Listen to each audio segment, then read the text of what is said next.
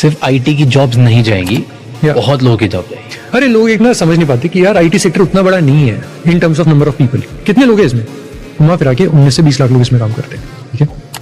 अगर इतने लोगों की जिंदगियां इससे इंपैक्ट होने वाली हैं, we should actually be promoting more and more discourse around it, क्योंकि उन लोगों को जिनको भी एहसास नहीं, उनको पता होना चाहिए कि अच्छा यार हमें भी इसका असर आएगा, वी नीड टू अपस्किल, हमें कुछ और सोचना पड़ेगा, क्योंकि घर तो हमें भी चलाने हैं, बच्चे हमारे भी हैं, बड़े बुजुर्ग हमारे घर में भी है, मेरी भी कुछ एम्बिशन से कैसे करूंगा मैं? इट्स डेफिनेटली बहुत रिस्की है, बहुत स्कैरी है, बहुत लोगों की नौकरियां जाने वाली है, बहुत खतरनाक बात है।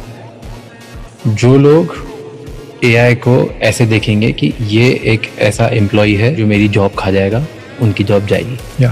जो लोग एआई को ऐसे देखेंगे मेरे पास एक ऐसा जीनी एम्प्लॉय है जिसको जो मैं बोलूंगा वो कर देगा, तो वो लोग अपस्किल कर देंगे। 1000% agree। And I love this way.